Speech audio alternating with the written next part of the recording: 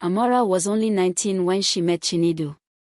He was tall, with kind eyes that carried warmth, and he spoke to her with respect that many men in the village did not show. She was carrying firewood when he offered to help. The eyes met, and something unspoken passed between them.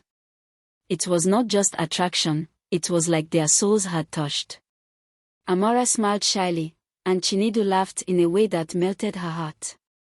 From that day, they found excuses to meet, fetching water at the stream, helping each other at the market, or simply walking down the narrow dusty paths together. Their love grew like fire, silent but strong. But love in their village was not just between two people. The elders always said that a person belonged not just to themselves but also to their family and to the gods. Amara's family came from a lineage of priests, while Chinedu's people were known for warriors. The old traditions had rules. A priest's daughter could never marry a warrior's son. It was said to anger the gods, bringing curses to the entire community. Amara knew this, but her heart refused to listen. Still, whispers had already begun. Women at the stream muttered when they saw her with Chinedu, and her father's frown grew deeper each time Chinedu's name was mentioned. One night, under the bright moon, Amara sneaked out to meet Chinedu by the mango tree. Her heart pounded, but the excitement was stronger than her fear. When she saw him, she ran into his arms. Chinedu held her close, and for a moment, the world faded. He told her that no tradition, no elder, no god would stop him from being with her. She believed him because love made her brave. But unknown to them, someone was watching from the shadows. The eyes that saw them that night would carry their secret to dangerous ears. The next morning, Amara's father called her into his hut. His face was hard like carved stone. "Amara, I hear things about you and that warrior's son," he said. His voice was calm but heavy with danger. She trembled but tried to deny it. Her father's eyes burned through her lies. He raised his staff and struck the ground. "If you continue with this madness, the gods will punish us all." Amara left the hut with tears in her eyes. Her heart was torn between the man she loved and the father who had given her life. Chinedu found her by the stream, her face swollen from crying. He wiped her tears and begged her not to give up on them. He promised he would find a way to make her his wife. Amara wanted to believe him. She held his hand and said, "Even if the world is against us, my heart will always choose you." That night, under the stars, they sealed their promise with a kiss. But promises, no matter how sweet, are powerless against the weight of tradition. The elders gathered under the big Iroko tree. News of the forbidden love had spread like wildfire. Amara's father stood and declared, "My daughter will not bring curses upon us. This madness must end."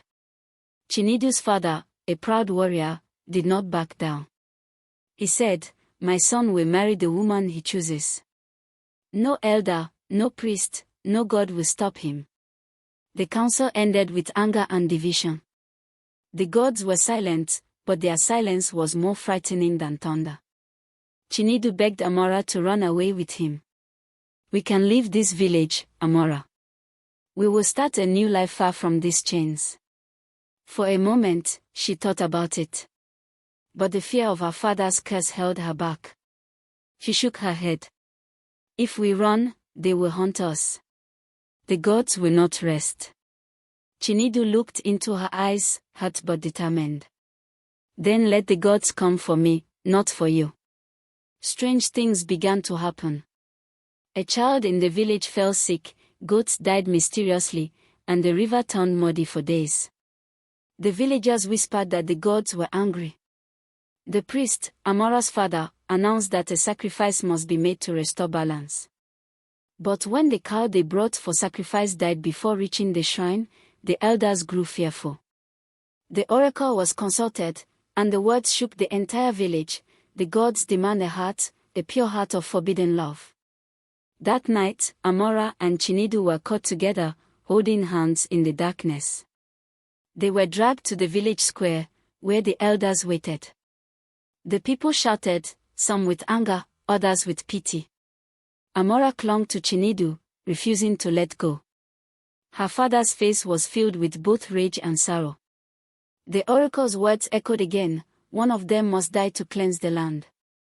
Amara fell to her knees, begging the elders to spare Chinedu. She offered to sacrifice herself instead. Tears ran down her cheeks as she said, "If my blood will bring peace, then let it be mine." Chinedu pulled her up, shaking his head. "No, Amara. I will not let you die for me. I would rather face death than live in a world without you." The crowd murmured, torn between fear of the gods and pity for the young lovers. They were locked in separate huts, guarded by warriors. That night, Chinedu whispered her name through the cracks of the wall. She whispered back, her voice trembling with love.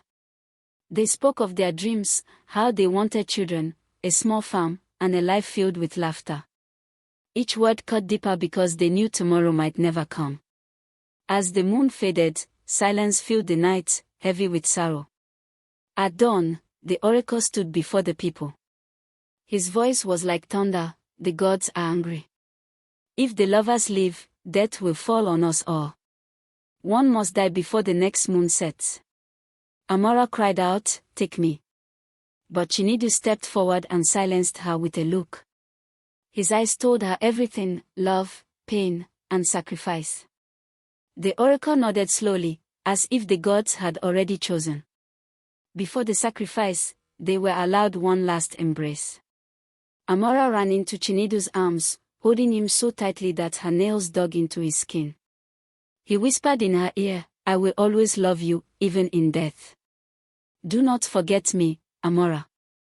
Her tears soaked his chest as she begged him not to leave her. But deep inside, she knew nothing could change what was coming. The villagers gathered at the shrine. Drums beat slowly, echoing like a heartbeat of doom. The white cloth was spread on the ground, waiting. Chinedu was brought forward, tied with ropes but walking with pride. He looked at Amara one last time and smiled weakly. The priest lifted his staff, calling on the gods to accept the sacrifice. As the knife was raised, Amara screamed and tried to break free. She threw herself forward, but the warriors held her back. Her voice echoed across the hills. Chinedu closed his eyes, his lips moving in silent prayer. The crowd was restless, torn between fear and sorrow. Then the blade came down, and everything changed forever. The white cloth turned red as Chinedu's body fell. A silence heavier than death filled the air.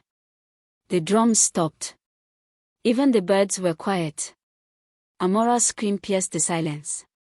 She tore at the hands holding her, falling to the ground beside him. She touched his face, cold and lifeless, and her world collapsed. The villagers whispered, the gods had taken their prize.